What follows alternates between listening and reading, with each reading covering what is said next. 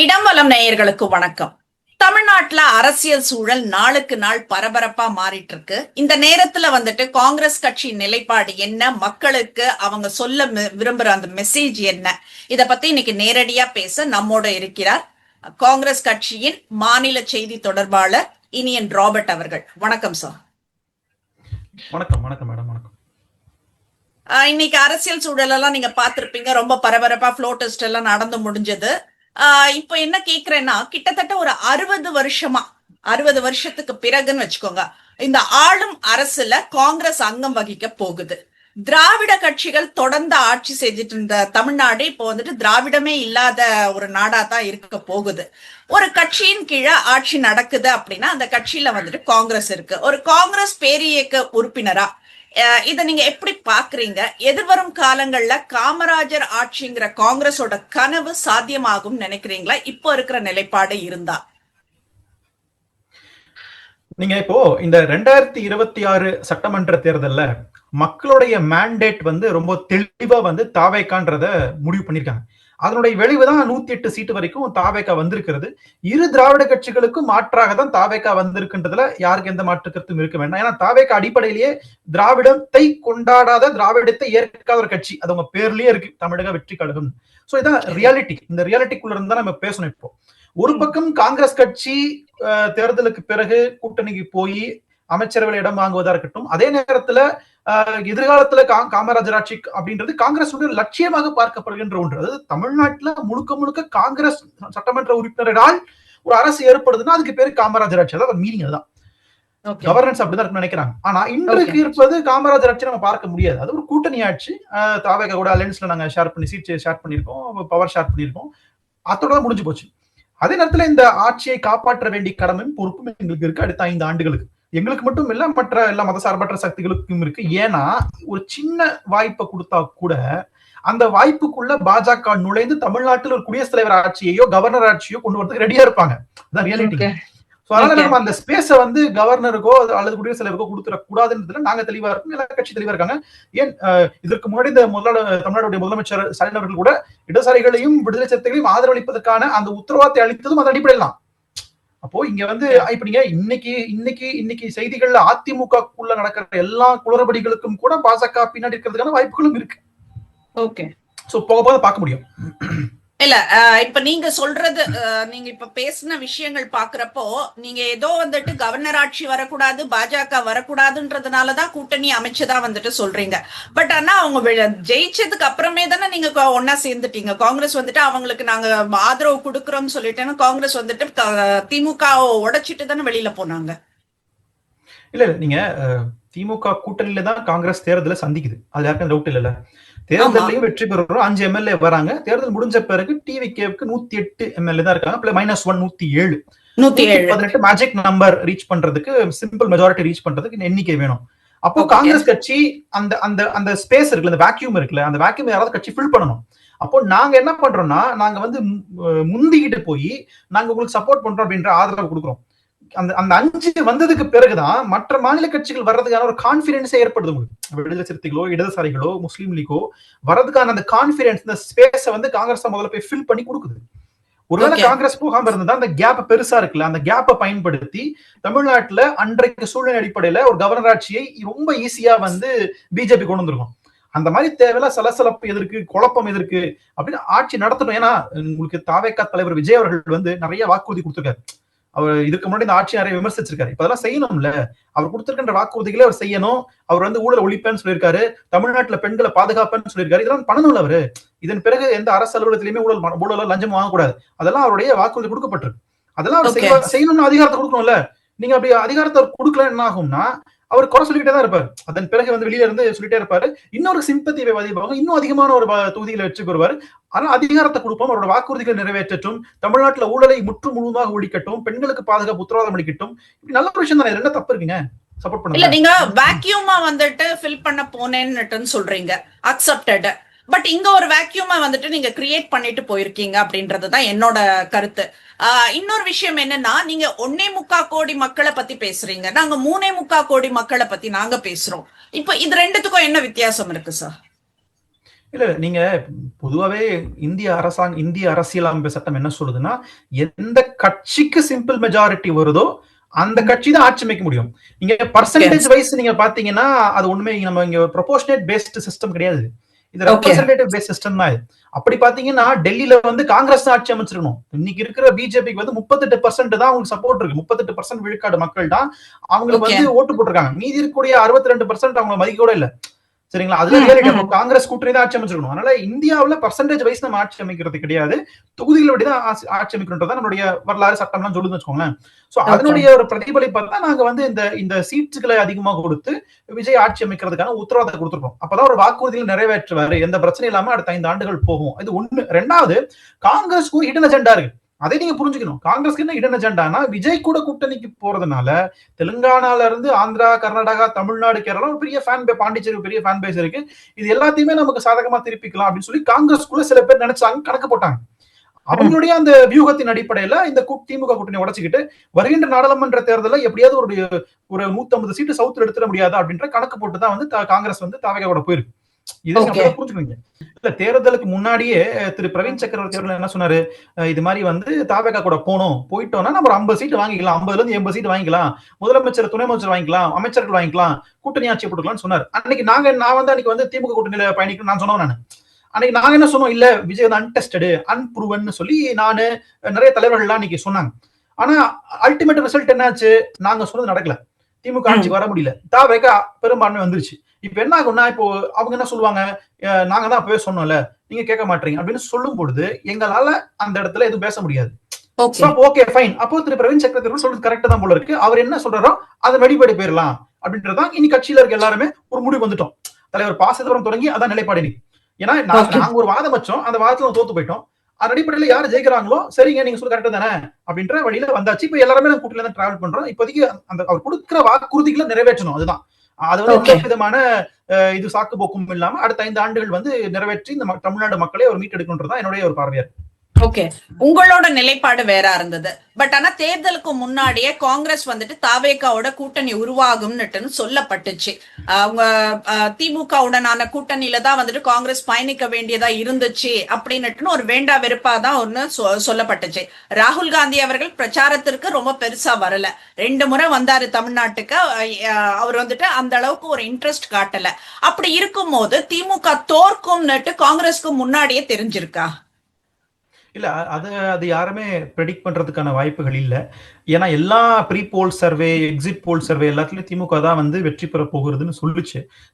சக்கரவர்த்தி அவர்கள் மட்டும் விஜய் வந்து முதலமைச்சர் ஆவாரு, நம்ம ஆட்சி அதிகாரத்துல பங்கெடுத்து அவர் மட்டும் தான் சொன்னார். இன்னும் ஒரு சில பேர் ஆக்சஸ் இந்தியா மாதிரியான சில நிறுவனங்கள்லாம் வந்து சொன்னாங்க. யாருமே ப்ரெடிக்ட் பண்ணல. யாருமே வந்து விஜய் அவர்கள் வந்து மெஜாரிட்டி வரல. இருந்தாலும் அந்த நெருக்கத்துல இருக்கிறதுக்கான வாய்ப்புகள் கூட வரும். எல்லாம் என்ன எதிர்பார்த்தோம், ஒரு 20 சீட்டுங்க, ஒரு 10% ஓட் பேங்க், இல்ல 15% ஓட் பேங்க், அதிகபட்சம் இவ்வளவு இல்ல, அதிகபட்சம் 40 சீட் வருவாரு. அப்படிதான் எல்லாரும் நினைச்சோம். ஆனா மக்கள் ஒரு பெரிய அலை கொடுப்பாங்க, விஜய் வந்து ஒரு பெருவாரியான அலையில இந்த கன்வென்ஷனல் பார்ட்டிஸ் யாருமே எதிர்பார்க்கல. அதாவது கிரவுண்ட்ல அரசியல் இருக்கின்ற கட்சிகள் யாருமே எதிர்பார்க்கல. ஓட்டு போட்டு முடிச்ச பிறகுதான் தெரிய ஆரம்பிக்குது. ஓட்டு போடுற அன்னைக்கு வரைக்கும் காலையில மதியம் வரைக்கும் யாருக்குமே தெரியாது. பிறகுதான் வந்து ஆஹா நடந்திருக்கிறது வேற எதுவும் நடந்திருக்கு, அதனால வந்து ரிசல்ட் எப்படி வேணா குண்டக்க மண்டக்க வரும் அப்படின்றத புரிஞ்சுக்கிட்டோம். நினைச்ச ரிசல்ட் வந்து கவுண்டிங் காலைல 10 மணிக்கே வந்து அப்படியே டாப்ல ஆயிடுச்சு. தபால் ஓட்டு முடிஞ்சு ஃபர்ஸ்ட் ரவுண்ட் என்ன ஆரம்பிக்கும் பொழுதே அப்படியே தலைகீழ திரும்பிடுச்சு. ஏறினதான் இறங்கவே இல்லை. கடைசி வரைக்கும் இறங்கவே இல்லை. முதலமைச்சர் கூட தோற்கும் இடத்துல தள்ளப்பட்டிருக்காருன்றது வருத்தமான செய்தி தான். அதனால வந்து நம்ம எதிர்பார்க்கவே இல்லை. பட் அது at the same time Congress வந்து பாராளுமன்ற தேர்தலை போக்கஸ் பண்ணி இந்தியாவில் சவுத் இந்தியாவில் குறிப்பா இந்த 5-6 மாநிலங்கள்ல ஒரு தொகுதியில் வெற்றி பெற முடியுமான்ற கணக்கோட தான் காங்கிரஸ் வந்து தாவேகா அலைன்ஸ்ல போயிருக்கின்றதா உண்மை. ஓகே, இப்ப தொடர்ந்து உங்களுடைய காங்கிரஸ் வந்துட்டு சேர்ந்த ஒரு முக்கிய நிர்வாகி தேர்தல் சமயத்துல இன்னைய முதல்வர் விஜய் அவர்களை சந்திச்சு பேசிட்டு இருந்தாரு. அப்ப எல்லாம் காங்கிரஸ் தரப்புல இருந்து வந்துட்டு அவரை நீக்கணும்னுட்டு சொல்லி குரல் எழுப்பப்பட்டுச்சு. பதவியேற்பு விழாவில் இப்ப அந்த நிர்வாகிய தன்னுடைய நண்பர்னு விஜய் சொல்லும் போது அங்க இருந்தவங்க எல்லாம் வந்துட்டு கைத்தட்டியதையும் பார்க்க முடிஞ்சது. இந்த திடீர் மாற்றத்துக்கு என்ன காரணம் சார்? இல்ல மேடம், நீங்க இப்போ காங்கிரஸ் திமுக பயணிக்கணும்னு பேசுறதுக்கு மீடியேட் பண்றதுக்கு சில ஆட்கள் இருக்காங்க. நம்ம பார்த்தோம். தலைவர் ப. சிதம்பரமோ அல்லது வந்து அங்க திமுக பக்கம் வந்து திருமிகு கனிமொழி அவர்களோ அங்க இருக்கிறாங்க. சோ இவங்க எல்லாருமே இந்த கூட்டணியை நெகோஷியேட் பண்ணி மீடியேட் பண்ணி கொண்டு போறதுல இருக்கிறாங்க. இது ஒரு பக்கம். அதே மாதிரி டிவிகே காங்கிரஸ வந்து நெகோஷியேட் பண்ணணும்னு சொல்லிதான் வந்து திரு பிரவீன் சக்கரவர்த்தி அவர்கள் வந்து முன்னெடுக்கிறார், முயற்சி எடுக்கிறார். இல்லைன்னு சொல்லல. அது பல நேரங்கள்ல பெரிய சலசலப்பு ஏற்படுத்துச்சு, குழப்பத்தை ஏற்படுத்துச்சு. தலைவர் செல்வ பிறந்தகை கூட அவர் மேல காட்டமான விமர்சனத்தெல்லாம் வச்சிருந்தார் அந்த டைம்ல. நான் ஞாபகம் பண்ணிக்கிறேன் உங்களுக்கு. பட் ஆனா அதான் சொல்றேன், இப்ப ரெண்டு கருத்து. ஏன்னா காங்கிரஸ் ஜனநாயக கட்சிங்க. காங்கிரஸ்குள்ள வலதுசாரிகளும் இருப்பாங்க, இடதுசாரிகளும் இருப்பாங்க. இது இன்னைக்கு நேத்து இல்ல, இது ஒரு 150 வருஷம் வரலாறு. அப்போ இரண்டு பேருமே ரெண்டு கருத்துக்களை முன்வைக்கிறாங்க. அப்போ அதன் அடிப்படையில அவுட்கம் என்ன ஆகுது, நியூமரிக்கல் அவுட்கம் என்ன வருது, தாவேக்கா வெற்றி பெறுது. அவர் சொன்ன கருத்து உண்மையா இருச்சா இல்லையா? அவர் வந்து என்ன சொன்னாரு, இப்ப எல்லாம் யோசிப்பாங்களா, ஆகா நம்ம அப்பவே பிரவீன் சக்கரவர்த்தி சொல்றதை கேட்டு நம்ம போயிருந்தோம்னா நாம நேரத்துக்கு 50 சீட் ஜெயிச்சிருக்கலாம், மினிஸ்டர் வாங்கிக்கலாம், இந்த நல்ல ஒரு கோல்டன் ஆப்பர்ச்சுனிட்டியை மிஸ் பண்ணிட்டோமே காங்கிரஸ்காரங்க நினைப்பாங்களா இல்லையா? அது மாதிரி ஒரு அந்த ஒரு நம்பிக்கையின் அடிப்படையில தான் எல்லாருமே வந்து சரி ஓகே டிவிகே கிட்ட போறதா பெஸ்ட்னு சொல்லிட்டு அடுத்த நாளே எல்லாரும் போய் பனையூர்ல போய் ஆதரவு கொடுத்தாங்கன்றது நம்ம பார்த்த விஷயம், விஷுவல்ஸ்ல பார்த்து போனோம். அது அப்படிதான் நடந்துச்சு. அதனால போக போக தான் தெரியும் இது எப்படி இது அப்டேட் ஆக போகுது, எப்படி அப்டேட் ஆக போகுது. பட் இப்போதைக்கு நாங்க வந்து இவர் டிவிகே அலையன்ஸ் இப்போதைக்கு நாங்க வந்து அவங்களுடைய எல்லா ஸ்கீம்ஸையும் நாங்க ஃபாலோ பண்ணிட்டு இருப்போம். Okay sir. இப்ப காங்கிரஸ் கட்சி திமுகவுக்கு துரோகம் செஞ்சிடுச்சுன்னு ஒரு சிலர் பேசுறத நம்ம பார்க்க முடியுது. இப்ப நம்ம சோசியல் மீடியா எல்லாம் பார்த்தோம்னாக்கா இதெல்லாம் நிறைய விஷயங்கள் இருக்கு. இன்னும் சொல்ல போனா பிரதமர் நரேந்திர மோடி அவங்க கர்நாடகால பேசும்போது 30 ஆண்டு கால நண்பர்களா இருந்தவர்கள் ஒரே நாள்ல தூக்கி எறிஞ்சிட்டாங்க அப்படின்னுட்டுனும் அவர் வந்துட்டு ரொம்ப பகிரங்கமா காங்கிரஸ பத்தி பேசினாரு. காங்கிரஸ் கட்சி உண்மையாவே திமுகவுக்கு துரோகம் தான் செஞ்சிருக்கா? இல்ல நான் துரோகம்ன்ற வார்த்தை ஒரு பெரிய வார்த்தை நான் நினைக்கிறேன். நான் எனக்கு ஒரு தனிப்பட்ட கருத்து உண்டு. என்னன்னா வந்து வெற்றி பெற்ற சட்டமன்ற உறுப்பினர்கள் அல்லது தோல்விற்றவங்க முதலமைச்சருக்கு ஒரு நன்றி சொல்லிருக்கலாம் அப்படிங்கிறது என்னுடைய ஒரு கருத்து. நான் அதை மறுக்கல. நன்றி சொல்லியிருந்தா ஒரு எத்திக்கலா இருந்திருக்கும் அப்படின்றது என்னோட கருத்து. அட் த சேம் டைம் அரசியல் வரும்போது எஸ் அது வந்து ஒரு என்ன பர்சனலா ஒரு குறைபாடு இருக்கு, நான் மறுக்கல. ஆனா அட் த சேம் டைம் அரசியல்ல வரும்போது ஆப்பர்ச்சுனிட்டி சொன்னாங்க. இப்போ நீங்க 2014 வந்து மோடி பிரதமர் ஆகிறதுக்கு முன்னாடி திமுகவும் காங்கிரஸும் கிட்டத்தட்ட 9 ஆண்டுகள் கூட்டணியில பயணிச்சோம். நிறைய அமைச்சர்களை வந்து திமுக பெற்றிருந்தது, யாரும் மறந்திருக்க மாட்டோம். நிறைய கேபினெட் அமைச்சர்கள், டாப் மோஸ்ட் கேபினெட் எல்லாமே திமுக கொடுத்திருந்தோம். ஆனா இந்த ஈழ பிரச்சனை வந்த சமயத்துல கலைஞர் அவர்கள் வந்து கூட்டணியை வித்ரா பண்ணிட்டாரு. அதை அன்னை சோனியா காந்தி எதிர்பார்க்கவே இல்லை.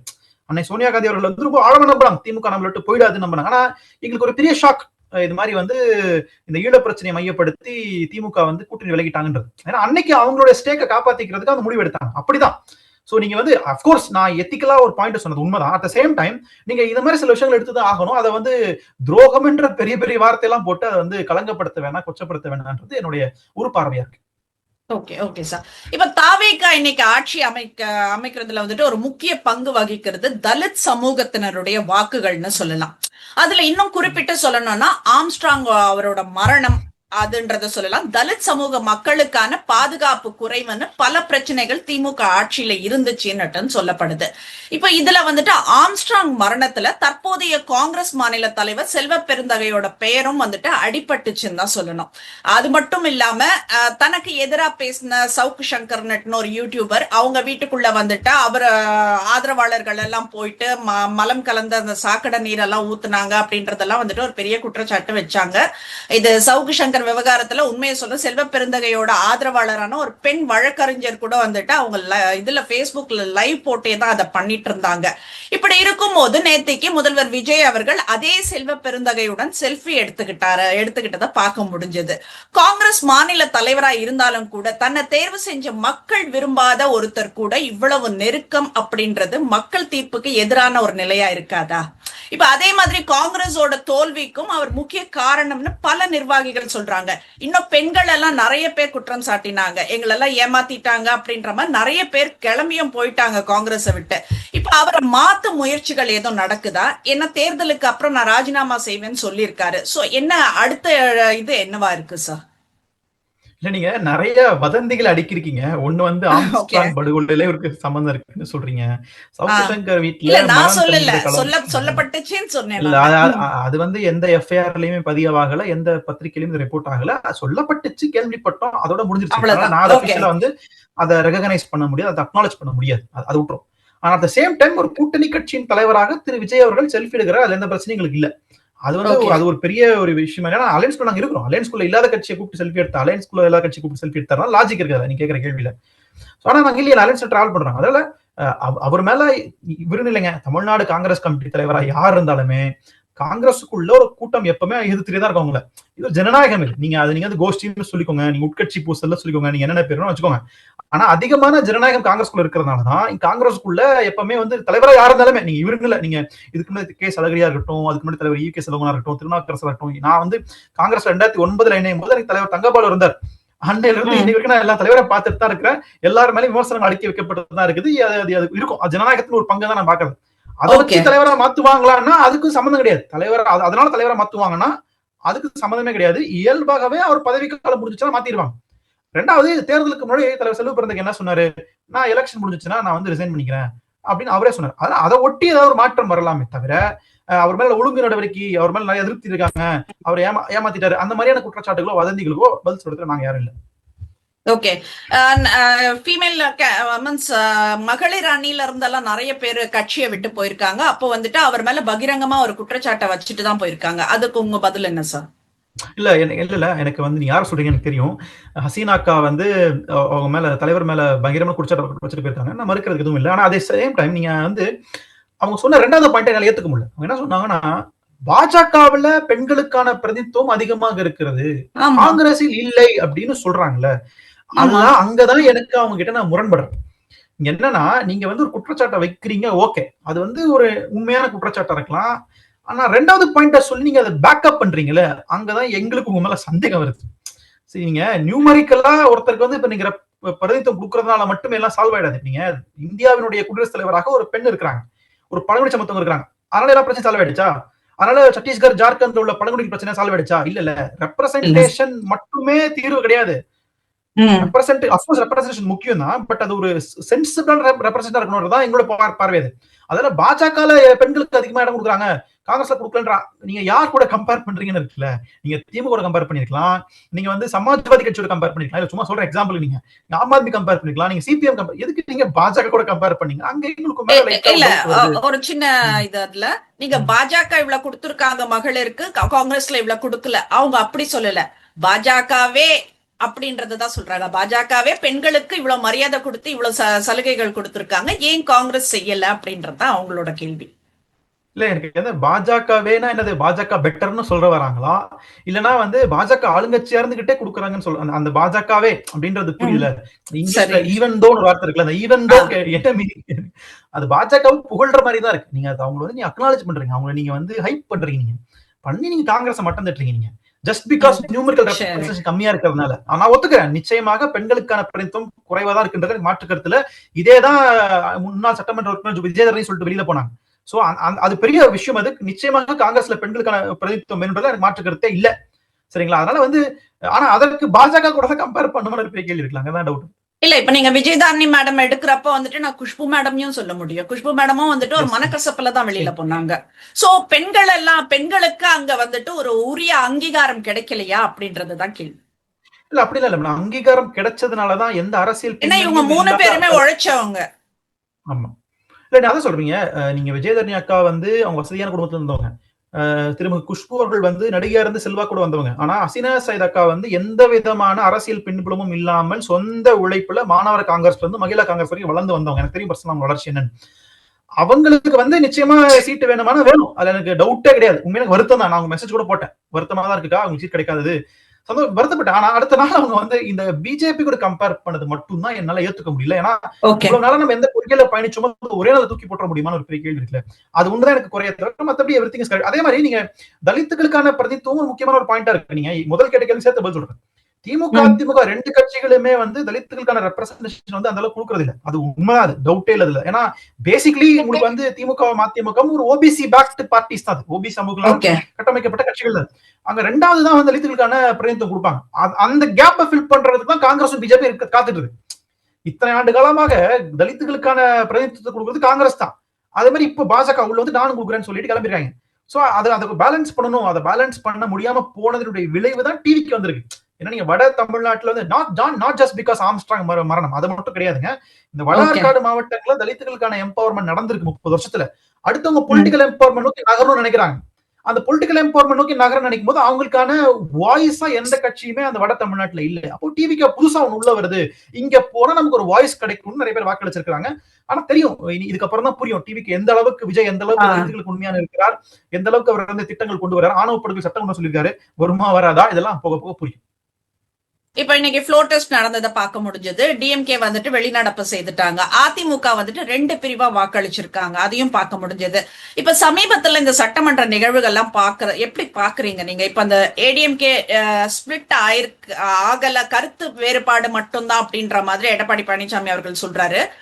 இன்கேஸ் அது ஸ்பிளிட் ஆனா அது எப்படி இருக்கும்? எனக்கு பர்சனலா வந்து இந்த கர்மா மேல எல்லாம் பெரிய நம்பிக்கை இல்லைங்க. எனக்கு கர்மா இஸ் பூமராங்னு சொல்லுவாங்க, எனக்கு அதுல பெரிய நம்பிக்கை எல்லாம் கிடையாது. ஆனா நடக்கிறத பார்த்தா இருக்குமோ அப்படின்னு தோணுது. ஏன்னா நீங்க ஒரு 5-6 வருஷத்துக்கு முன்னாடி எடப்பாடி பழனிசாமி சசிகலாவுக்கு என்ன பண்ணாரோ இது இன்னைக்கு அவருக்கே வருது, ரிட்டர்ன் ஆகுது. இன்னைக்கு அவங்க கட்சிக்குள்ளேயே 2 பிளவா பிரிஞ்சிருக்கிறது, அவரால் பிரச்சாரம் செய்யப்பட்டு அவரால் வெற்றி பெற்று அவரால் அடையாளம் காணப்பட்ட வேட்பாளர்கள் எல்லாருமே அவங்க கூட இருக்கிறவங்களே முதுகுல குத்துறாங்கன்றது உண்மையிலே அவருக்கு மன கஷ்டத்தை ஏற்படுத்தலாம். ஆனா இது என்னன்னா, நீங்க வெறும் இது வந்து ஒரு ஜாலியா பார்க்காம இதுக்கு பின்னாடி என்ன இருக்கும் அப்படின்னு யோசிக்க வேண்டியது இருக்கு. நீங்க கிட்டத்தட்ட 23-26 எம்எல்ஏக்கள் வந்து உங்களுக்கு எடப்பாடிக்கு எதிராக வாக்களிச்சிருக்காங்க சட்டமன்றத்தில் ஃப்ளோ டெஸ்ட்ல. அப்போ இவங்க எல்லாம் யார் பேக்கப்லனா, நீங்க ஒரு தலைமை வேணும்ல, அது ஒரு அதிகார மையம் வேணும்ல, இவங்க யார் பேக்கப்ல இதெல்லாம் பண்றாங்க, என்ன நம்பிக்கையில இதெல்லாம் பண்றாங்கன்றத உற்று நோக்கணும்னு நான் நினைக்கிறேன். ஏன்னா இது இன்றைக்கு தாவேக்காவுக்கு கூட்டணிக்கு ஆதரவு அளிக்க வந்திருக்காங்க, நாளைக்கு இது ரிவர்ஸ் கூட ஆகலாம். இப்ப நீங்க ஒரு சட்டம் வச்சு போனீங்க, ஒரு நாளைக்கு ஒரு வேலை வந்து ஒன்றிய சட்டம் கொண்டு வராங்க, சட்டம் கொண்டு வராங்க டீலிமிட்டேஷன், அதுக்கு வந்து தாவேக்கா வந்து ஆதரவு அளிச்சு ஓட்டு போடுது பார்லிமெண்ட்ல. அப்ப யார் கண்டனம் தெரிவிப்பா? காங்கிரஸ், விடுதலை சிறுத்தைகள், இடதுசாரிகள்லாம் எதிர்த்து வாக்களிப்பாங்க, இல்ல ஒத்துழைக்க மாட்டாங்க, எங்களுக்கு பிடிக்கலன்னு சொல்றாங்கன்னு வச்சுப்போம். ஒருவேளை நடக்காது, அசம்ஷன் தான், ஒருவேளை டிவிக்கு. அப்போ அந்த மாதிரி சமயங்கள்ல இப்போ இந்த வேலுமணியுடைய பிராக்ஷன் வந்து நாங்க இருக்கிற ஆதரவு கொடுக்குறோம் அப்படின்னா என்ன ஆகும் உங்களுக்கு? அப்போ இந்த இடதுசாரி கட்சிகள்லாம் என்ன ஆகும்? இங்க வெளியில பண்ணிடுவாங்க, வெளியில வந்துருவாங்க. ஆனா வந்து மேல சட்டம் பாஸ் ஆயிரும்.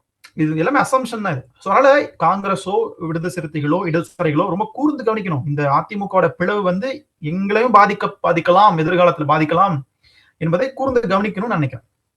கண்டிப்பா சார். இப்போ நான் இன்னொரு விஷயம் கேக்குறேன். நானு காங்கிரஸ் வந்துட்டு தனித்து நின்று தமிழகத்துல வந்துட்டு வெற்றி பெறும் அப்படின்ற நம்பிக்கை உங்களுக்கு இருக்கா?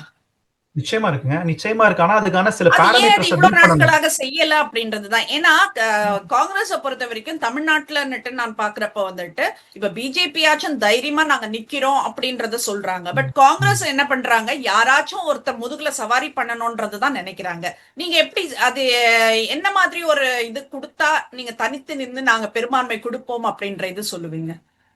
இல்ல என்னன்னா ரொம்ப சிம்பிள் மேடம். நீங்க வந்து 234 தொகுதியிலையும் ரிஸ்க் எடுக்கிறதுக்கு தைரியமா இறங்கணும். ஏன்னா இப்ப நீங்க பாத்தீங்கன்னா காங்கிரஸ்குள்ள 2 குரூப் இருக்காங்க. ஒரு குரூப் வந்து திமுக ஆதரவு குரூப், இன்னொரு பக்கம் தாவேகா ஆதரவு குரூப். 2 குரூப் இருக்கு. இந்த 2 குரூப் தாண்டி காங்கிரஸ் ஆதரவு குரூப் ஒன்று இருக்கணும்னு நான் நினைக்கிறேன். சரிங்களா? காங்கிரஸுக்குள்ள ஒரு தலைவரை தேர்ந்தெடுத்து அந்த தலைவர் ஒற்றை தலைமை, அதன் கீழே ஒரு கொள்கை கட்டமைச்சு, அதற்கு கீழே அஜெண்டா செட் பண்ணி, அஜெண்டா கீழே நரேட்டிவ் செட் பண்ணி, வேட்பாளர்கள் ஐடென்டிஃபை பண்ணி, 5 வருஷத்துக்கு முன்னாடி ஐடென்டிஃபை பண்ணி அவங்களை ஃபீல்டுல இறக்கி விட்டு வேலை பார்க்க வச்சு, கிரவுண்ட்ல ஃபீல்ட் ஒர்க் பண்ண வச்சு ஒரு ஓட் பேங்கை ப்ரூவ் பண்ண முடியும். இது ஒரு நாள் நடக்காதுங்க. இதுக்கு ஒரு குறைஞ்சபட்சம் 5 to 7 years ஆகும். இதான் டார்கெட், இதான் பிளான். சரிங்களா? இதான் எலெக்ஷன் பிளான். இந்த ரிஸ்க், இந்த பிளானை எடுக்கிறதுக்கான கால நேரமும் அரசியல் சூழ்நிலையும் இன்னைக்கு இல்ல. இப்போ பாஜக ஒரு கட்சி மேல இல்லாமல் இருந்திருந்தா இதை நம்ம உட்காந்து சாவகாசமா 5-7 வருஷம் கரெக்டா பிளான் போட்டு நம்ம தமிழ்நாட்டுல காங்கிரஸ் வளர்த்திருக்கான ஒரு ஸ்பேஸ் இருந்திருக்கலாம். ஆனா மேல வெளியில உட்காந்துட்டு எந்த சட்டத்தை கொண்டு வரானே தெரியாது. அப்போ அதுக்கு நம்ம ரெடியா இருக்கணும்ல, அது கவுண்டர் கொடுக்கறதுக்கு நம்ம சரியான கூட்டணியில் இருக்கணும், சரியான ஒரு இடத்துல இருக்கணும்ன்றதுனாலதான் நாங்க இவ்வளவு நாள் திமுக பயணிச்சோம், இப்ப டிவியோட பண்ணிக்கிறோம். சோ எங்க பவர் இருக்கோ அந்த பவரை பயன்படுத்தி டெல்லியினுடைய பிஜேபியினுடைய அடுத்த தமிழ்நாட்டுக்கு வராம குறைக்கிறதுக்கு எதுவோ அந்த சாமர்த்தியமான வியூகத்தை தான் நான் கடைபிடிக்கிறோம். ஆனா நீங்க போட்டிக்கு யாருமே இல்லாம நாங்க வரணும் அப்படின்னு எதிர்பார்க்கறீங்களா? இல்ல அப்படிலாம் இல்ல. நாங்க வந்து நிச்சயமா வந்து எந்த பக்கம் வந்து தமிழ்நாட்டுக்கு பாதிப்பு இல்லையோ அந்த பக்கம் நிற்பதுதான் சரியாக இருக்கும் நாங்க நினைக்கிறோம். ஏன்னா திமுக மெஜாரிட்டி இல்ல இந்த முறை. அப்போ டிவிக்கு சப்போர்ட் பண்றது மூலமாக ஒண்ணு எங்களுக்கு சில பர்சனலா சில கெயின்ஸ் எங்களுக்கு கிடைக்குது எங்க கட்சிக்கு. அட் தி சேம் டைம் தமிழ்நாட்டுக்குள்ள பிஜேபி உள்ள தடுக்கிறதுக்கான ஒரு பெரிய சேஃப்டி வால்வ் ஆக காங்கிரஸ் இருக்கும் நாங்க நினைக்கிறோம். ஓகே. இப்ப நீங்க வந்துட்டு அந்த 5 வேட்பாளர்கள் வந்தது கூட வந்துட்டு திமுகவோட கூட்டணி வச்சதுனாலதான் வந்துட்டு அவங்க ஜெயிச்சாங்க. அதனால வந்துட்டு ஒரு 5 வேட்பாளர்கள் அங்க தாவேக்கா போனீங்க.